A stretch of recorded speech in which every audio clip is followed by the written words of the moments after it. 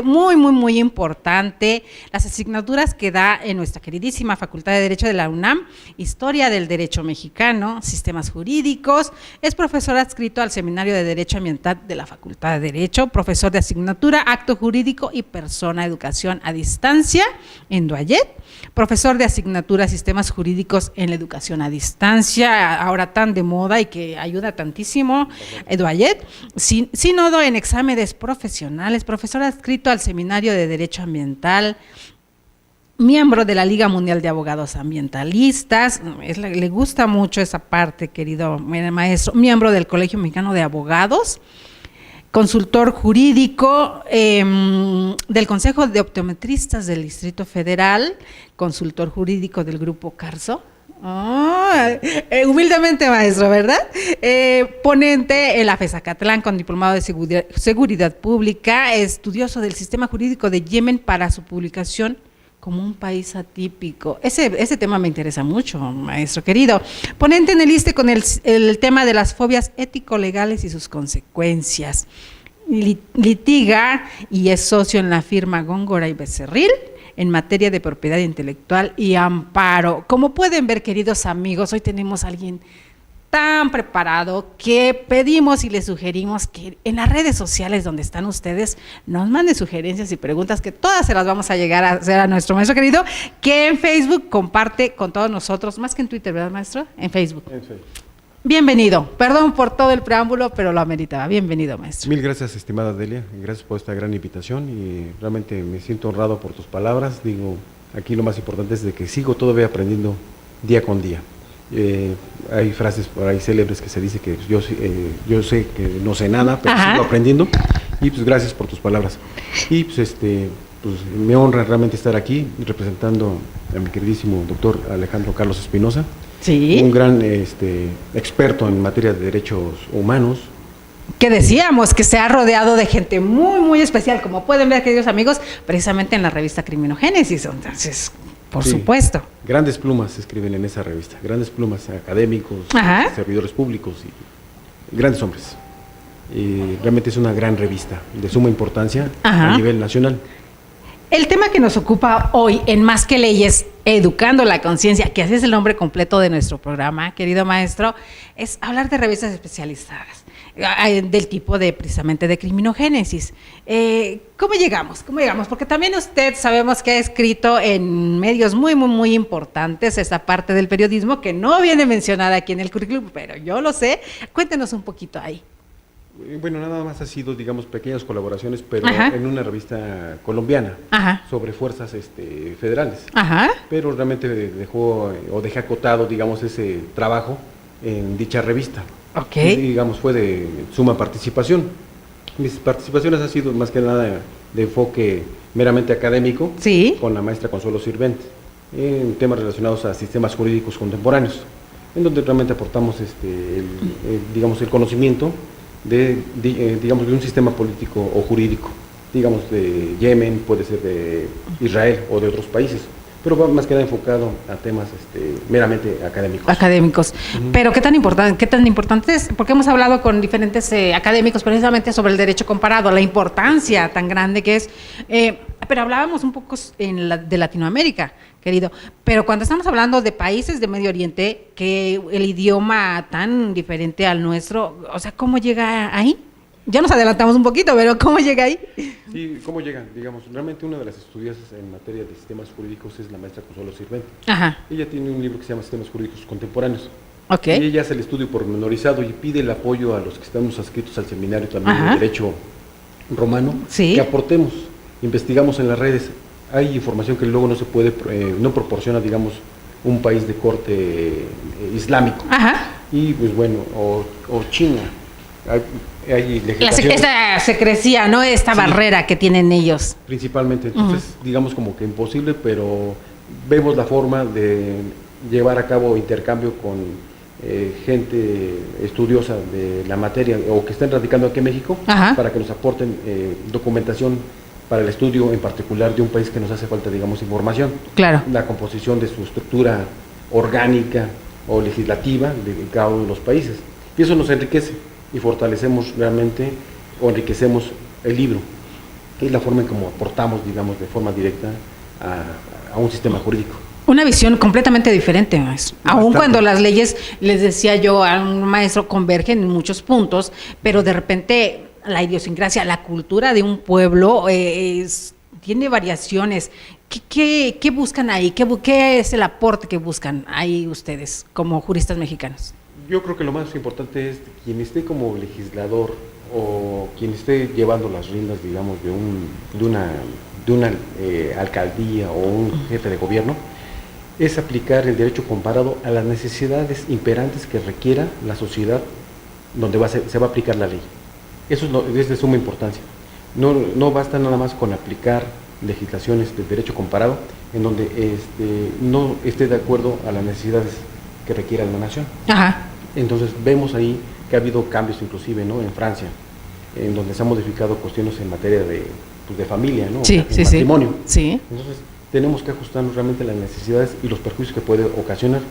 Vemos que realmente grandes naciones han modificado sus legislaciones porque realmente emprenden una nueva ley y bueno, en ocasiones tienen que suprimirla o derogarla en virtud de que realmente no se ajusta a las necesidades imperantes. ¿O ya caducó? O ya caducó. Precisamente por esta evolución que llevamos, con esta globalización que se está haciendo en el mundo, que se trata de hacer, también le toca a las leyes, la globalización, le toca a la parte jurídica. ¿Hasta qué punto, maestro? Sí, tiene que verse, digamos, México o cualquier otra nación tiene que ser incluyente, tiene que verse inmerso en los cambios a nivel general, y como tú bien lo comentas, la globalización realmente nos ha encaminado, orillado, a que tenemos que estar realmente inmersos realmente en los cambios que requieran la sociedad. Realmente no tenemos por qué estar apartados o ajenos al tema. Hemos hablado todo este manoseo, le llamaba algún catedrático en la facultad, manoseo que se ha hecho a la Constitución, con más de 500 reformas y demás. En el programa del lunes yo hablaba con el doctor Anatolio, rector de INADEC, precisamente, y yo le mencionaba esta nueva visión que parecieran traer con este nuevo sexenio de querer retomar la esencia de la Constitución. ¿Usted cree que se pueda lograr algo en ese aspecto? Tenemos una gran Constitución mexicana y bueno, de esta Constitución realmente tenemos que mejorar muchos aspectos que realmente tienen que trascender en beneficio de la población. Que eso es lo que se busca, ¿verdad? Principalmente, pero los legisladores tienen que realmente contar con asesores especialistas en todas las materias, llámese abogados, llámese sociólogos, toda comisión debe de tener un especialista para el trabajo que va a realizar, que es de suma importancia porque realmente la trascendencia, el beneficio o en su defecto o el perjuicio. Hay ocasiones en que se emiten leyes y demora un poquito el reglamento, entonces tiene que ir a la par y no de forma bruta o de forma rápida tienen que emitirse leyes. Tiene que ser de forma pausada o en cierta manera realmente con estudiosos en el tema.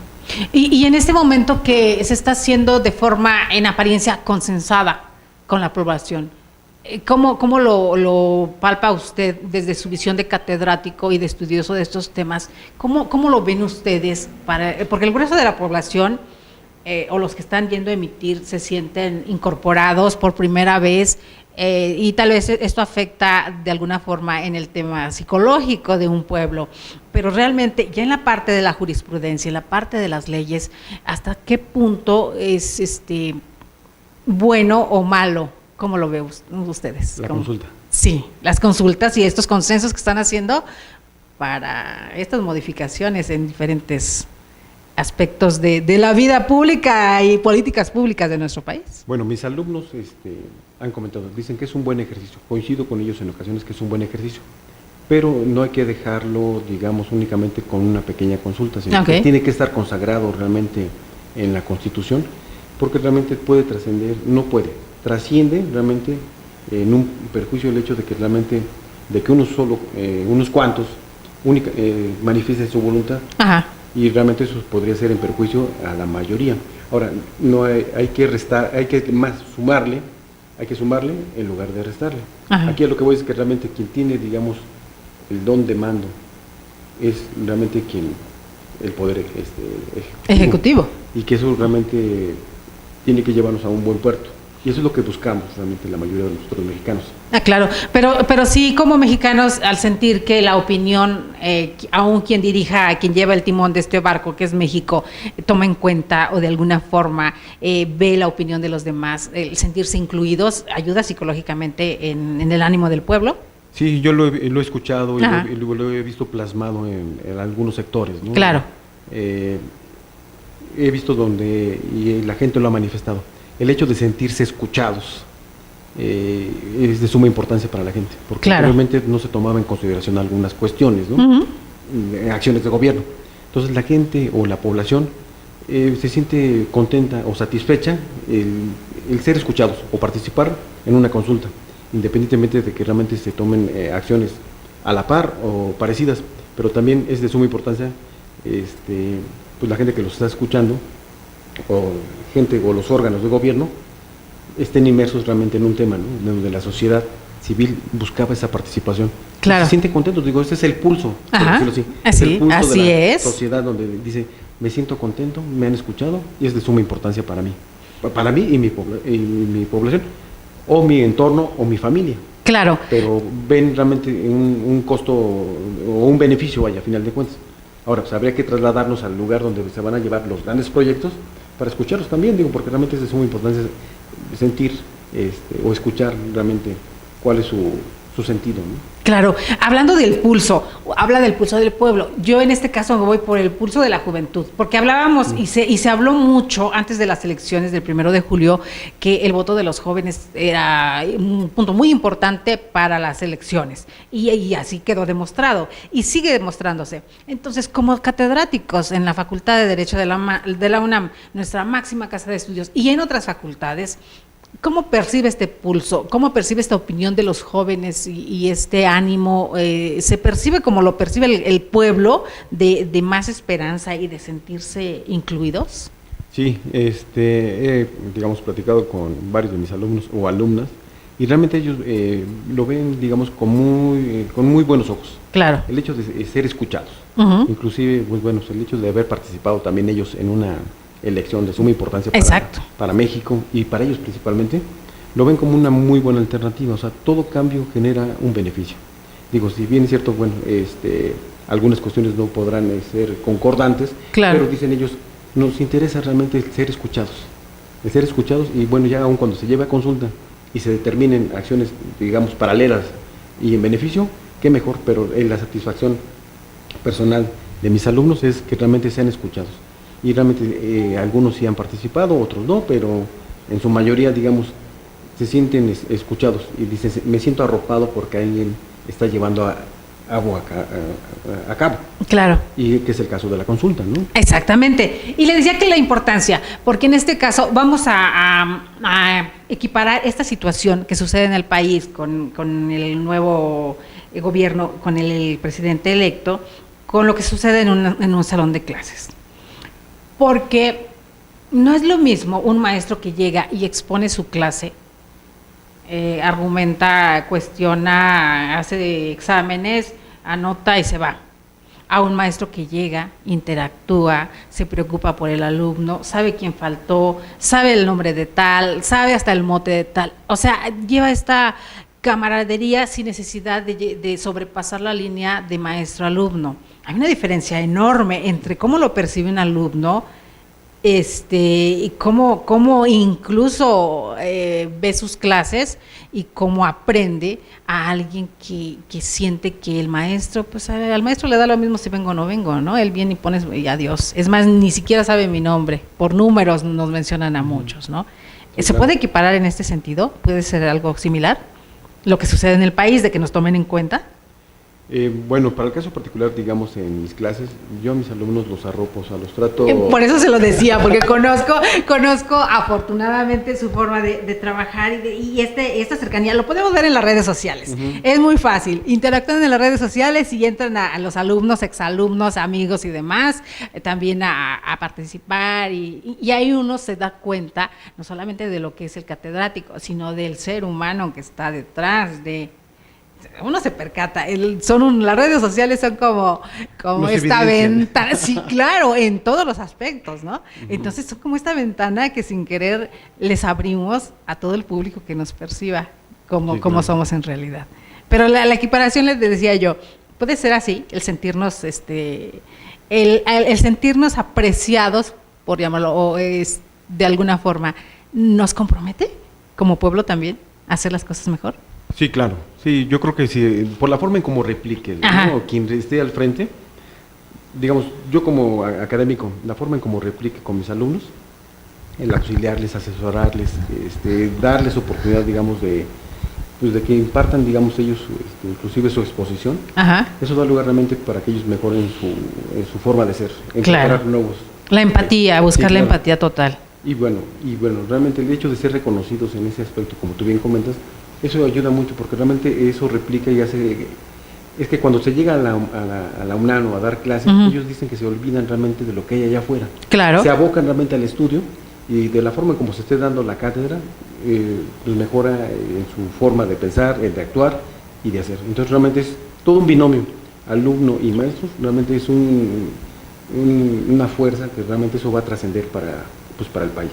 Por supuesto. ¿Y hasta qué punto, maestro, el alumno entra prácticamente en blanco y lo que aprende a lo largo de un semestre, hasta qué punto también el maestro evoluciona como tal? ¿Qué enseñanza le deja cada semestre y cada grupo diferente a un maestro? ¿Sí hay diferencia entre unos y otros? ¿Sí lo palpan, lo sienten?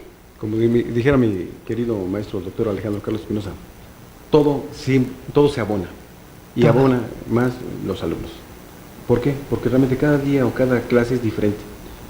Cada alumno, digamos, trae siempre consigo una nota periodística que da lugar a un debate, un conocimiento. Y esto ayuda no a resolver, pero sí dar soluciones. O el simple discernimiento, el análisis. El análisis hablamos de mínimo 20, 30 alumnos, escuchar las diferentes opiniones, pues enriquece. ¿Hasta qué momento? ¿Usted tiene alguna anécdota o algún pasaje que recuerde, que diga, un alumno nuevo me puso en un brete porque me hizo una pregunta o me lanzó un buscapiés por ahí porque muchos de los alumnos hacen eso para probar al maestro, ¿no? De entrada. ¿Le ha pasado alguna vez? Sí, en una ocasión fue una nota periodística, pues realmente respecto a una nota periodística nacional, supongamos, y no la había yo leído, ¿no? Entonces realmente era un encabezado. O luego sesgo periodístico que no se nos da mucho a veces, ¿no, maestro? Sí. ¿Y recuerda cuál era? O sea, ¿cómo era? ¿Cuál era el punto? Sí, bueno, el punto era relacionado sobre la reforma en materia familiar. Ah, ok. Entonces le digo, la verdad, sí lo desconozco, ¿no? En relación a lo de los alimentos. Y le digo, pues me voy a poner a estudiar. Y le digo, realmente no es mi materia, pero sí he llevado algunos asuntos. Pero aquí lo importante es realmente de que nos obligan realmente a estar preparados. Ahora, derecho es muy amplio, es vasto. Y realmente pues, estamos obligados al estudio, ¿no? Exacto. No se queda nada más en la pregunta en el tintero, sino que nos obligan ellos a estudiar. Es enriquecedor realmente, día con día, ¿no? ¿Y qué es lo más difícil? ¿Darle cátedra a los alumnos de reciente ingreso o a maestrías y posgrados, o doctorados? ¿Qué es más difícil? Pues ambos son complejos, pero yo soy más exigente los de maestría y doctorado. Sí, ¿no? Sí. Algunos, es variable. Ya estás grande, ya. Hablando mentalmente, no hablando en enseñanza. Ya estás grande, ya como que a los de nuevo ingreso les puedes tener paciencia hasta cierto punto porque se entiende que es un mundo nuevo. Ajá. Sí, hay que arroparlos, o sea, realmente hay que arroparlos. Y eso es de suma importancia, realmente, para que realmente sientan ese cobijo. Porque para mí es vital, porque realmente hay ocasiones en que ha habido alumnos en que quieren, pues bueno, tirar la toalla, como se dice. Sí. La deserción se da mucho, claro. Entonces hay que encauzarlos y eso da lugar a que realmente arroparlos, les da mucha confianza y bueno, ellos continúan con su proyecto de vida, ¿no?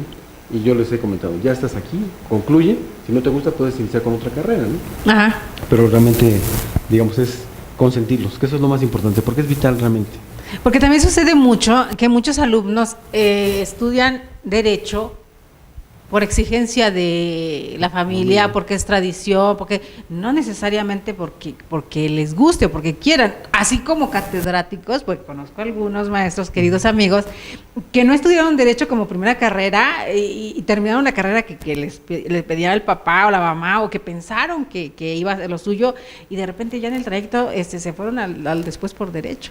O lo contrario, decíamos hace poquito, algunos otros se van por las ciencias forenses, dejan no de lado, pero sí se delimitan un poco más hacia la criminalística y demás, porque les llama la atención esa parte. Sí, claro. Y entonces eso también va abonando a que se forme un ser humano mucho más polifacético, pero más preparado. ¿Eso nos conviene? Sí, porque realmente amplía el espectro, digamos, del conocimiento, ¿no? O sea, hay muchos jóvenes que realmente están deseosos del conocimiento. Ajá. Y eso le da una visión mucho más amplia, y lo que tiene también la carrera de Derecho, ¿no? O claro. el licenciado en Derecho. Digo, sin restarle mérito a las demás, pero Derecho considero que sí es mucho más exigente. Por supuesto. Porque realmente tenemos que tener conocimiento, ajá, tanto de noticias a nivel nacional e internacional. Y bueno, y el acontecer nacional principalmente, ¿no? Que eso es lo más importante. Principalmente, y más que nada el empezar a discernir, a desmenuzar un poquito, porque la misma noticia, 15 medios nos la van a dar de 15 maneras diferentes. Entonces, enfocar al ser humano a buscar o encontrar la capacidad de análisis en cada uno de los puntos para quedarse con lo mejor, pues esa es la parte más complicada y la que les toca a ustedes, querido maestro. Porque, digo, ya cuando ahorita con este nuevo sistema de justicia y estos juicios orales, que es mucho más complicado, ¿cómo lo ve usted? ¿Cómo lo siente usted, este nuevo sistema, para los jóvenes y los alumnos? Bueno, es un nuevo sistema que realmente se requiere de mucha preparación para todos los actores inmersos y principalmente, digamos, los alumnos. Realmente tienen que llevarse, digamos, a la práctica. Que ya hay salas de juicios orales, ¿no? Digamos, de simulación, pero es de suma importancia que realmente estén preparados todos los actores inmersos, desde el policía como primer respondiente, el Ministerio Público. Tiene que irse mejorando muchos aspectos para que realmente lleguemos a un muy buen puerto. Exacto. Porque a final de cuentas, los jóvenes de hoy en día realmente tienen que estar mucho más preparados. Ellos, digamos, están en un nuevo sistema. Sistema que realmente no conocieron el anterior, el ejecutivo, pero realmente tienen que prepararse mucho más. De alguna forma, cuando estos jóvenes que, como bien menciona, no conocieron el sistema anterior, el inquisitivo, no es necesario cambiar el chip, como llaman ahora en el argot.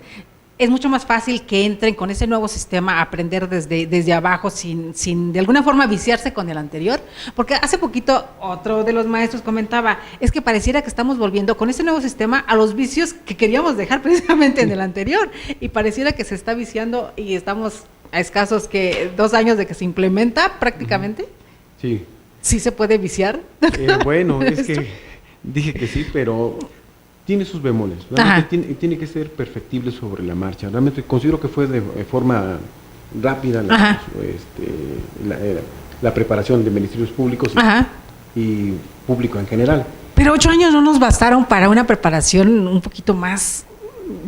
Debe haber sido un poquito más rígida, yo considero. Sí. Debe haber sido mucho más rígida la desde el inicio, ¿no? Sí, desde antes de que entrara, porque realmente vemos que adolece de algunas deficiencias, inclusive cuando el policía primer respondiente, pues bueno, o lo prepararon hace 3 meses, 6 meses, 8, inclusive también para...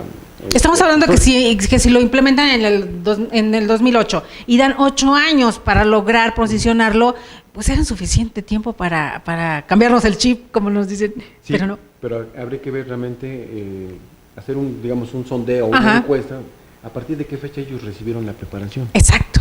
Porque realmente, digamos... En los papeles se puede ver diferente. Sí, pero la realidad o el contexto de la implementación y la preparación para los actores inmersos en el tema, hay una diferencia enorme. Queridos amigos, como pueden ver, estamos hablando de revistas especializadas, en este caso en criminología, en derecho penal, como es nuestra revista Criminogénesis, y está con nosotros nuestro querido maestro Cosme Edgar Licona Martínez, catedrático de la Facultad de Derecho de la UNAM. Por favor, compártanos, den like, compártanos en todas las redes sociales, estamos en todas las plataformas, en YouTube, en Twitter, en Periscope, en Facebook y en Instagram incluso. Compártanos las charlas como estas, el aprender de los maestros de nuestra máxima casa de estudios, siempre nos va a llevar siempre algo bueno, no importa que no sepamos mucho de leyes, de la mano nos van a llevar porque las revistas especializadas, en este caso como la revista Criminogénesis, son muy amables en sus temas, son una forma de tratar cada uno de los temas de la forma más amable, con palabras muy, muy, muy digeribles. Nos hablaba nuestro querido maestro del primer respondiente. En este caso, los de a pie no conocemos mucho de qué se trata lo del primer respondiente. Ahorita nos lo va a explicar precisamente para que el pueblo y todos vayamos conociendo un poquito. Pero hablando de la revista Criminogénesis y del primer respondiente y del número 14 de la revista Criminogénesis, alguien que habla sobre este tema es la criminalística, la profesora de la facultad de la FES Acatlán. De la FES Acatlán. Yolanda Martínez, y ya se los había comentado alguna vez, la psicología policial como herramienta para el primer respondiente. Nos decía ahorita, maestro, y por eso, ve que sí leo la revista, sí. Por eso decía, hay veces que tienen una preparación de 3 meses.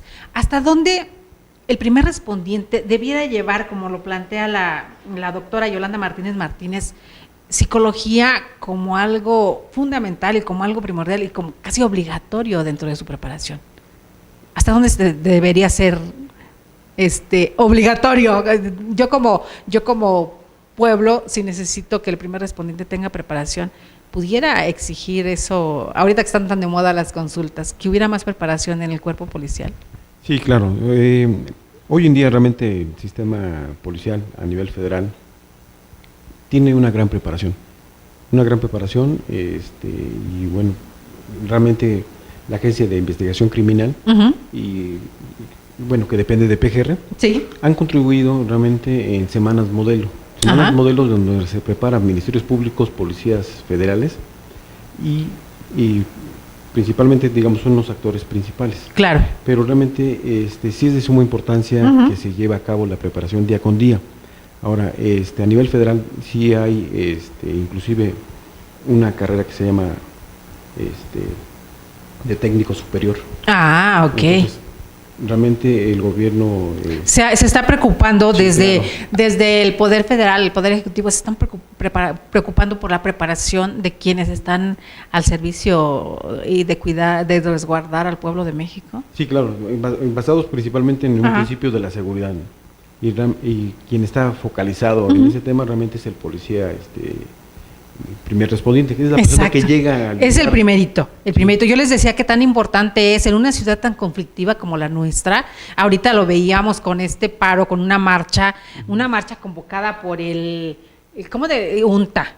Unión Nacional de Trabajadores Agrícolas, porque por ahí anduve de mitotera, queridos amigos, obviamente nos pararon, me decían, ¿a qué te dedicas? Yo soy mitotera profesional, queridos míos, les respondo yo y con eso nos quitamos muchas broncas.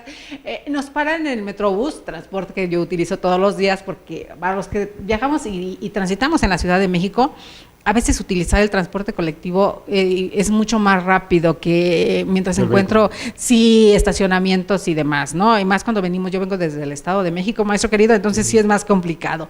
Entonces, vengo sobre Insurgentes y a la altura de Plaza de la República, dicen, hasta aquí llegamos, no hay paso porque está cerrado. ¿Cómo? Sí, entonces tenemos que caminar desde Plaza de la República hasta Glorieta de los Insurgentes, que realmente no es tanto, si lo visualizamos, ya las damitas que vienen en tacones, pues sí lo resintieron un poquito más, ¿no? Así es, sí, más complicado. Pero eso es lo que pasa en nuestra ciudad, nuestra querida Ciudad de México. Y de repente veíamos en los cruces, y así, la policía que serían los primeros respondientes, estos que están ahí aligerando el tráfico, tratando de que las personas no se avienten, porque todo el mundo tiene necesidad de llegar a sus trabajos, los que checan tarjeta, los que es muy complicado, un caos tremendo. Y a veces vemos precisamente eso, que no tienen la preparación adecuada y con pequeños detalles o una mala mirada, una mala palabra, ya se hacen de palabras con... Claro, sí, y más que nada ahorita, y aclarando tantito un poquito el punto, el primer respondiente es cuando realmente se comete un delito. Ah, ok. En el crimen. Realmente los preventivos o los de tránsito, digamos, están focalizados a temas de vialidad. De vialidad. Pero cuando ocurre algo como una marcha, una manifestación, a eso me refería. Okay. Cuando les toca, no es que ocurran ellos, sino que les toca llegar porque ocurrió en el momento que estaban ellos en servicio o por ahí. Entonces, ¿actuarían como primer respondiente ellos? No, digamos, primer respondiente nada más únicamente se focaliza al tema de cuando ocurre, digamos, un delito. Un delito. Principalmente. Hablando ya para marchas y todo ese tema. ¿Delito como cuáles serían? Un homicidio, supongamos. Él tendrá que preservar, digamos... ¿Un robo? También es un robo. ¿Un suicidio? Sí, homicidio, exactamente. Cualquiera de estos. Sí, pero realmente en temas de tránsito... En temas de trifulcas en la calle o ese tipo de cuestiones... Puede, sí, también una trifulca, una pelea o pleito, sí tiene que, digamos, si hay lesiones y demás, y esa petición de parte, tendrá que hacer lo pertinente. Que esa es la parte que nosotros como ciudadanos de a pie tenemos que conocer quiénes son y por qué y cuál es su función. Sí, claro, inclusive a solicitud de la parte agraviada o víctima o producto de una lesión, realmente el policía que realmente conozca, ese es, digamos, su trabajo. Digamos, llevar, digamos, o presentar a las personas ante el Ministerio Público o el fiscal, para efectos de que realmente se inicie la carpeta de investigación. En eso es como, ¿de quién depende? El primer respondiente, ¿de quién depende? Del Ministerio Público. Entonces es como un segmento del Ministerio Público que son, por decirlo de forma coloquial, a los primeros que mandan cuando son solicitados en alguna denuncia o demás, o cómo. A ver, explíquenos ahí. Bueno, el policía, digamos, el primer respondiente es el que conoce de los hechos, no necesariamente el Ministerio Público tiene que enviarlo, sino que él, digamos, en razón de su trabajo, patrullando, ya sea a pie, en bicicleta o en moto, conoce de un hecho delictuoso, realmente él tendrá que realizar, acudir ante el Ministerio Público y hacerle sabedor de un delito. Ahora, tiene que quedarse una persona para preservar el hecho o el lugar de los hechos, para que en cierta manera otra persona acuda y le informe al Ministerio Público de un hecho lamentable que pudiera ser un homicidio, ya sea por tránsito vehicular o en su defecto por arma de fuego o cualquier otro. Entonces, asaltos y demás, sí, que aquí en nuestra ciudad no se dan tanto, ¿verdad? Pareciera que no. Pareciera que no, ¿verdad? Pero sí se dan. Sí llegan a dar, queridos amigos, robo, asaltos y arrebatar bolsos y picar a la gente, esas llaves chinas tan famosas en el centro de la Ciudad de México. Sí, es de sumo cuidado y realmente debería emprenderse una política pública para ese efecto, ¿no? Y más tratándose en estas fechas, ¿no? Qué complicado. O cualquiera, yo diría, ¿no? Ya no hay... En cualquier fecha. Son temas muy, muy, muy interesantes, porque nos dice aquí la maestra, la doctora Yolanda Martínez, a partir de 2008 se han dado cambios importantes en las funciones que ejercen los agentes de seguridad pública en el sistema de justicia penal adversarial. ¿Qué es el sistema de justicia penal adversarial? Bueno, algo muy importante.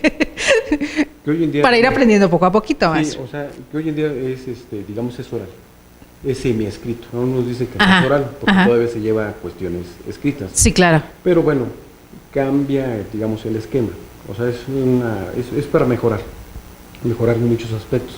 La gente sí está, digamos, molesta porque la persona que realmente se dedica al robo, hay los medios reparatorios. Claro. Entonces, respecto a esos medios reparatorios, esa misma persona pues vuelve a cometer el mismo delito. Es un delito de alto impacto. Entonces, tiene que generarse políticas públicas para mejorar la situación a nivel nacional y no se diga también el Distrito Federal. Debe de haber, digamos, la cuestión económica con la justicia son dos binomios que deben ir a la par, para que realmente, digamos, no ocurra el segundo. Claro. Entonces, o no ocurran, digamos, los robos. Ok. Entonces es un binomio, realmente. Y nos dice también, en el 2011 se realiza una importante reforma al artículo 1 en su párrafo 3. Señala, todas las autoridades en el ámbito de sus competencias tienen la obligación de promover, respetar y proteger y garantizar los derechos humanos de conformidad con los principios de universalidad, interdependencia, indivisibilidad y progresividad. En consecuencia, el Estado deberá prevenir, investigar, sancionar y reparar las violaciones a los derechos humanos en los términos que establezca la ley.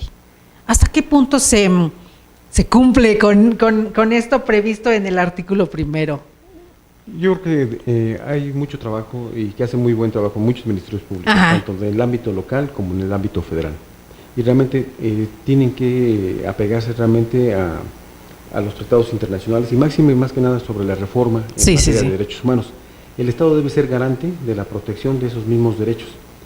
Ahora, si bien hemos visto que en ocasiones, se han vulnerado algunos, pero considero que realmente hay mucho trabajo que tiene que realizarse y debe de mejorar muchos aspectos. Bien, lo ha comentado un experto, para mí un pilar importante es el doctor Alejandro Carlos Espinosa. Sí, claro, el director de la revista Criminogénesis. Él, como conocedor de los derechos humanos, él ha dejado plasmados muchos trabajos importantes y novedosos, que eso va a ayudar a mejorar las políticas públicas tanto a nivel local como a nivel federal. Él, como juez de la Corte Interamericana en Derechos Humanos, en su momento dado emitió una sentencia. Dicha sentencia trascendió, y de esa trascendencia mejorará para otros casos que pudieran ser semejantes. Que se los comentábamos, porque salió precisamente esa sentencia y todo en el número 12 de la revista Criminogénesis, que de repente les decíamos, queridos amigos, la revista especializada como lo es Criminogénesis y otras muchas más que circulan en nuestro país y en el mundo, que nos ayudan muchísimo, porque en un capítulo de 10 hojas, 15 hojas más o menos, nos cuentan, nos instruyen sobre diferentes tópicos, no solamente de derecho penal, hay muchas ramas, como decía, muy complicadas, ¿no? Entonces, criminología, sí, derecho procesal, derecho penal. Lo que tiene, digamos, este tipo de revista, en el caso específico Criminogénesis, es que normalmente quienes escriben artículos de forma novedosa, enriquecedores, que eso ayudará realmente para que se puedan implementar políticas públicas. Esto porque lo digo, porque digamos ministerios públicos, funcionarios federales pueden darle lectura y ha sido enriquecedor, porque también ministerios públicos, haciendo un poco como el derecho comparado, el conocer a fondo un tema en específico y tomar lo que se pueda de ahí para nutrirnos. No, y más que derecho comparado, más que nada apegado a la realidad o al contexto de, digamos, sistema penitenciario. Porque muchos de ellos, de los temas que tocan son ya hechos juzgados. Y que, y más que nada de que ya es legislación que tenemos vigente. Un ejemplo podríamos, es la doctora Ruth Villanueva Castilleja, como especialista en sistema penitenciario o derecho penitenciario.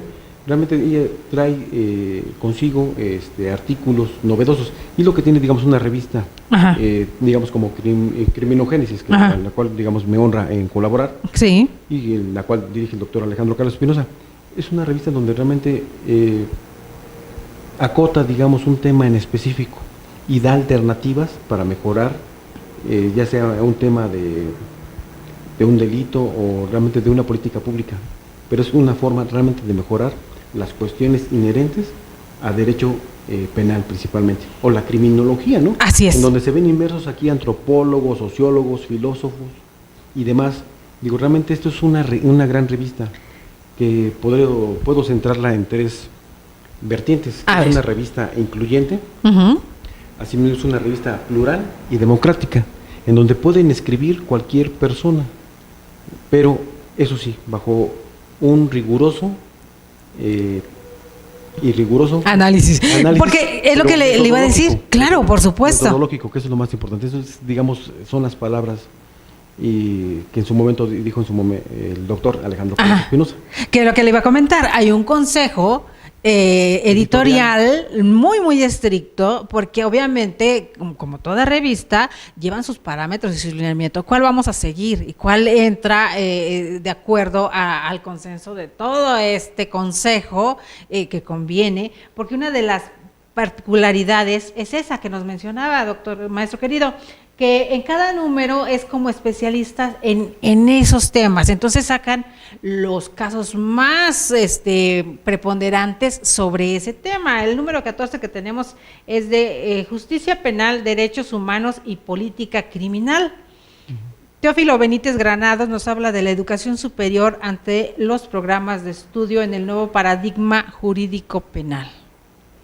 Martín Salvidea Palma nos habla de deficiencia del tipo en los crímenes establecidos por la Corte Penal Internacional desde 1998. Nos da un poquito más de historia sobre esta situación. Nos hablaba de Ruth Villanueva. Nos habla sobre el derecho a la salud en el sistema penitenciario. De suma importancia. De suma importancia, y que esperemos que también pronto nos visite la doctora, porque este tema sobre derechos humanos dentro de las cárceles es como un universo alterno, ¿no? ¿O cómo lo palpa usted esto? Es un universo muy complejo. Yo fui en su momento dado pasante y asistente del doctor Marcos Castillejos Escobar. Wow. Nada más. Él es un catedrático, y bueno, porque todavía vive en mí, sé que ya falleció lamentablemente el maestro. Ellos no se van. Nunca se van. Toda su sapiencia nos la dejan en libros, nos dejan un legado muy grande. Bastante. Él, una de sus primeras tareas fue realmente que conociéramos un centro penitenciario. Ajá. O un reclusorio. Él, como director de la Dirección General de Reclusorios en su momento dado, ajá, tuvimos la oportunidad de conocer Santa Marta como alumnos. Ok.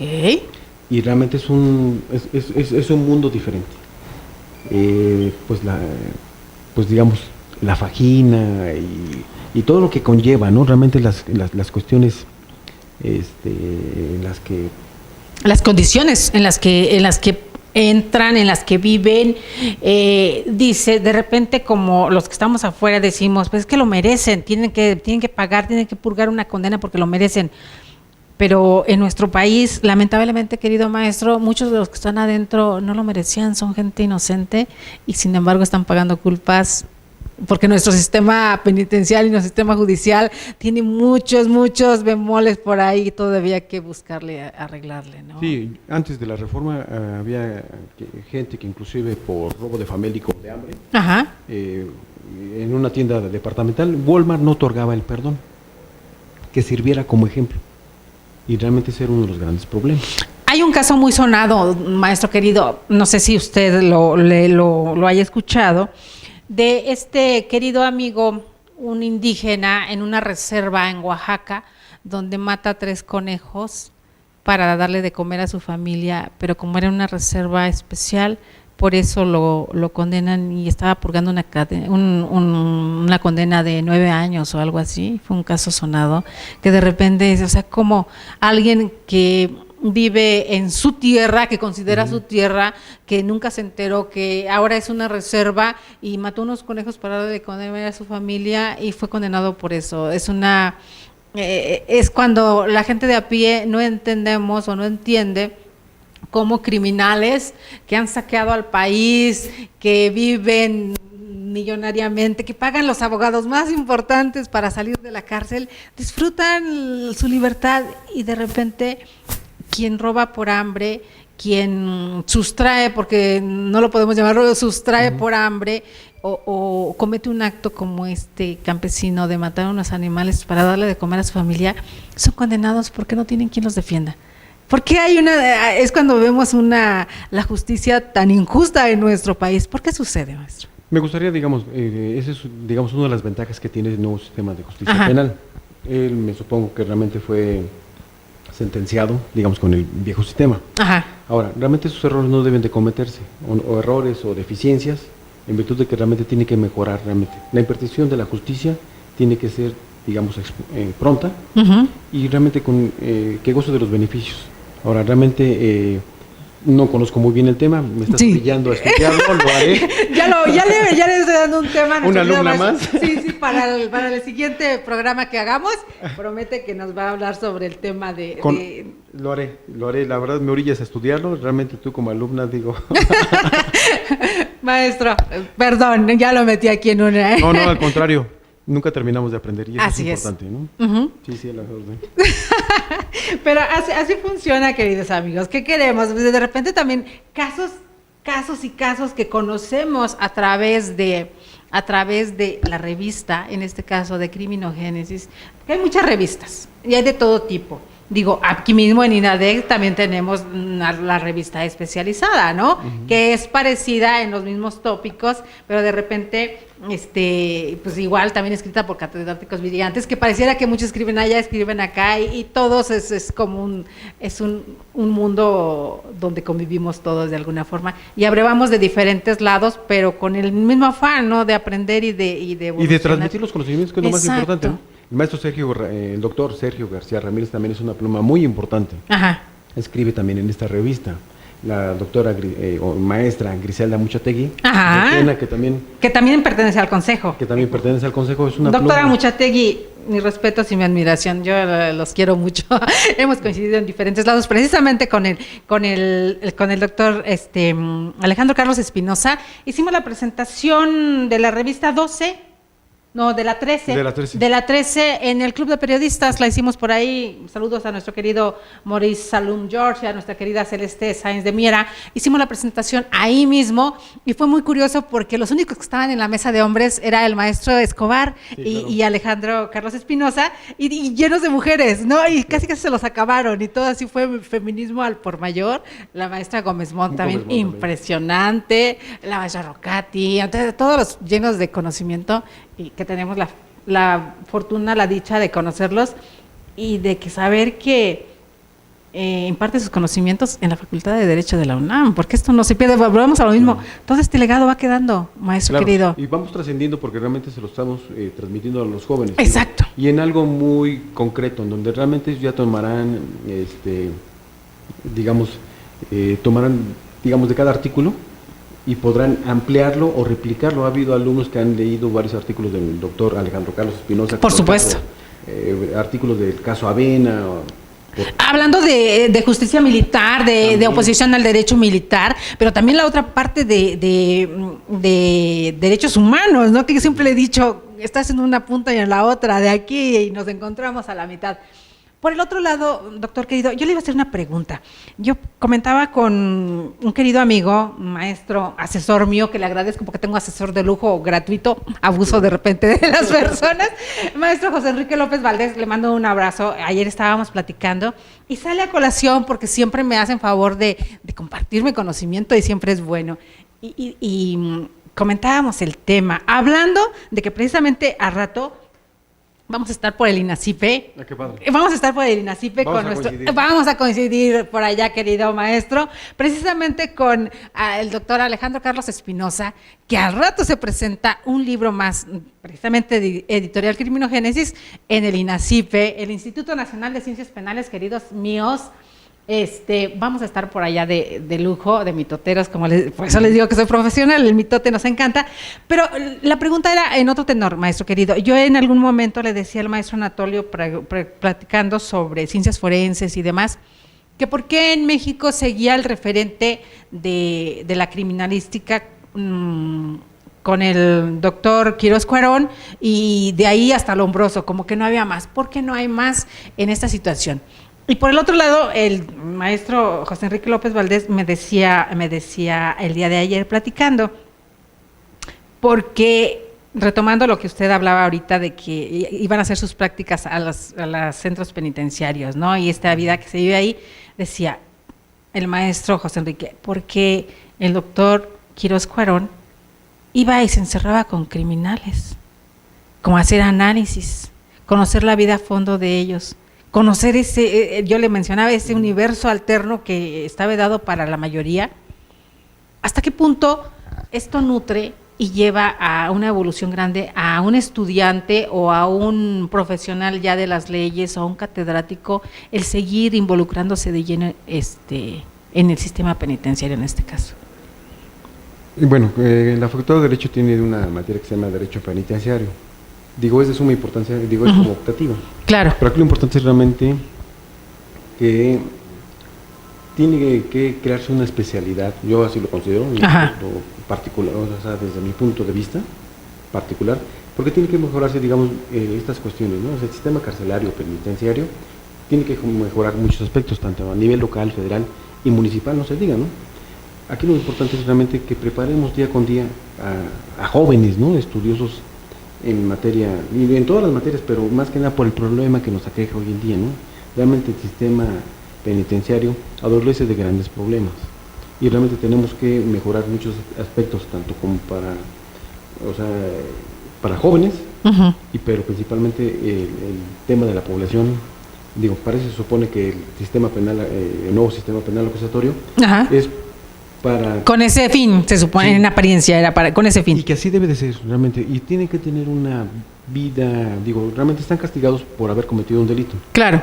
Pero tienen que tener mínimo las necesidades para poder sufragar los gastos, pues, de su familia, porque realmente ya un interno, ya con problemas de, digamos, de privación de la libertad, o recluido, o tiene grandes problemas para realmente sacar adelante su familia. Entonces, hay que mejorar muchos aspectos de los internos y que realmente preparar a la nueva generación de jóvenes estudiosos del derecho en temas de derecho penitenciario, que sería muy bueno realmente. Y se requieren recursos a nivel local y para mejorar muchas condiciones, que sería lo más importante. Y de la parte de la criminología, lo que le decía, ¿hasta qué punto también se puede todavía profesionalizar más? ¿Se puede llegar a rebasar lo que el doctor Quirós Cuarón en su momento planteó? Porque digo, todos nos regresamos a los 70s con las referencias del doctor. ¿Se puede evolucionar todavía más buscando o teniendo como bandera toda esta enseñanza que él nos dejó de cómo hacer las cosas para buscar perfeccionar? Me atrevería, digamos, de ocupar este espacio para decir que, bueno, el maestro Pedro Peñalosa es un excelente criminólogo, ¿no? Entonces, me ha admirado Pedro Peñalosa.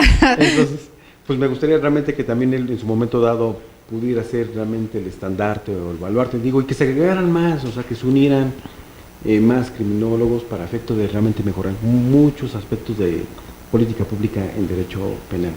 Eso sería sumarle y abonarle, pero para mejorar el entorno penitenciario. Sí, porque yo escuchando en todos lados, no digo, andamos en todos lados, querido, y de repente pues uno escucha, ¿no? Y algunos momentos, incluso hasta llegué a escuchar a alguien que dijo, no, pues que dicen que el INACIPE va a desaparecer porque va a desaparecer la PGR como tal, porque se estaba mencionando tantas cosas en estos últimos meses, doctor querido, que dices, o sea, de verdad, ¿cómo a veces podemos lanzar un comentario tan al aire, así como si fuera cualquier... espérate, ¿cómo crees? Algo a todo el mundo alarma, sí, ¿no? Exactamente, porque entonces se vuelve el teléfono descompuesto y se pasa de voz en voz y al rato ya, es que dijo tal, que va a ser así, ¿no? Entonces también esa alarma y este sesgo informativo que le digo que a veces le hacemos como por ganar la noticia y darla como un buen platillo y ser yo el primero que lo dije y esa irresponsabilidad. De quien le emite. Y, bueno, y también en las redes, eso es el gran problema. Exacto. Hasta por WhatsApp se emiten información realmente pues, errónea. Claro. Y alarma a la gente, preocupa a la gente. Y no debería ser así. Y no debería ser. Maestro, antes de irnos, porque ya que estamos cerrando esta charla, ya ve, como que no tenemos de qué hablar y aquí siempre nos vamos rapidísimo. Hay un tema interesante, ya para cerrar así rapidísimo. Cuéntenos rápido. Aquí voy a abusar de usted, pero... Usted como abogado, este caso tan sonado, que es muy sonado en el ámbito del espectáculo y demás, este caso que sigue todavía, y me acordé apenas porque fuimos a Guanajuato el sábado y yo estaba esperando por ahí que pasara por mí el doctor Anatolio y demás, y veo el autobús de la Sonora Santanera y me acordé inmediatamente. A ver, cuéntenos, usted llevó ese caso, ¿cómo fue? Bueno, la titular del despacho es la magistrada y gran amiga y maestra de la facultad, Rosalba Becerril Velázquez. Ok. Ella es ahora sí que digamos la que lleva el timón. Okay. Yo como socio realmente de la firma, por fortuna, realmente digamos el tribunal de alzada o el 20º acabo de recibir noticias de que le otorgó la razón a la Sonora Santanera de Carlos Colorado. Bueno, la internacional hará lo propio. Ajá. Recurrirá a los medios legales para efectos de apelaciones o para más que nada la revisión. Ajá. La revisión de esa resolución por parte del colegiado. Okay. Pero va por buen camino.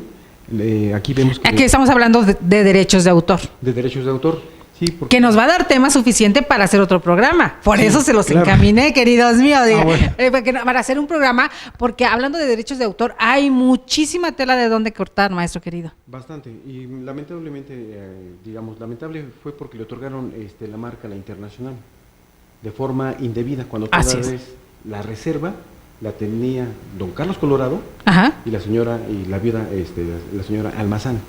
Entonces, por fortuna, el máximo tribunal, o los colegiados, le otorgan la razón y realmente se va por buen camino, va bien encaminado el asunto. En la doctora y maestra Rosalba Becerril Velázquez, una mujer talentosa y es magistrada, conocedora de los temas, y pues se involucra. Y esperemos ver ese tema como artículo de la revista en algún momento, porque se ve muy interesante. No es tan frecuente hablar sobre temas como derechos de autor, y que lo sepa y que lo conozca a fondo, cómo se llevó a cabo, cómo y por qué, y este desmenuzamiento que queremos ver nosotros en la revista. Pues esperemos que realmente lo permita, digamos, ojalá, el Consejo Editorial, porque va todo enfocado al tema tecnológico, pero si el Consejo Editorial...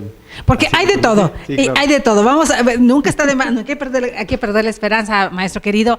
Pues, queridos amigos, el tiempo se nos fue rapidísimo, 1 hora se nos pasó de volada, pero ya saben, estábamos hablando sobre la importancia de las revistas especializadas, en este caso de la revista Criminogénesis, el miércoles de Criminogénesis. Queridos amigos, el maestro Cosme Edgar Licona Martínez estuvo con nosotros, como ya pudieron apreciar, nos regaló gran parte de su conocimiento como catedrático de la Facultad de Derecho de la UNAM y toda esta vida que lleva también en el ámbito jurídico, que lo vamos a invitar que venga, porque ya vieron que hay temas muchísimos más para compartir. Maestro querido, muchas gracias por estar con nosotros. Te agradezco infinitamente la invitación a nombre del doctor Alejandro Carlos Espinosa. Mil gracias por esta recepción. Y bueno, y por la tarea ya encargada. Ya encargada, maestro. Pues queridos amigos, miércoles de Criminogénesis. Recuerden, el día de mañana tenemos jueves de Ciencia y Tecnología con la doctora Rebeca Arteaga López. Entonces, temas muy, muy interesantes que hemos estado tratando, porque hay de todo en nuestro querido país, maestro. Entonces, al rato, como les decía, a lo mejor transmitimos un poquito desde el INACIPE, un libro muy interesante. Y por el otro lado, les recuerdo que por ahí estábamos regalando libros y revistas del número 14 de Criminogénesis. Tenemos todavía 4, las preguntas están en Facebook Live, pero se las vamos a pasar nuevamente. Y por el otro lado les tengo una gran noticia que hace 8 días comentábamos con el maestro Alejandro Carlos Espinosa. Dentro de 8 días, el miércoles de Criminogénesis, va a estar con nosotros nada más y nada menos que el almirante Renato de Jesús Bermúdez. Entonces, queridos amigos, no se pierdan dentro de 8 días, miércoles de Criminogénesis, y recuerden, síganos en todas nuestras redes sociales, en Facebook, en Twitter, en YouTube, en Periscope, en Instagram. Soy Delia Linares Alvarado y desde Más que Leyes, Educando la Conciencia, agradecemos y mandamos un saludo a nuestro querido rector, el doctor Anatolio González Emigdio, rector y director general de INADEC TV. Tengan un lindo día. Gracias. Hasta luego. Gracias, maestro. Muchas gracias. Nada más. Corten allá. Listo. Gracias, queridos amigos. Por aquí todavía seguimos en Periscope. Queridos amigos, gracias. Tengan una tarde excelente, día de marchas. Hasta luego.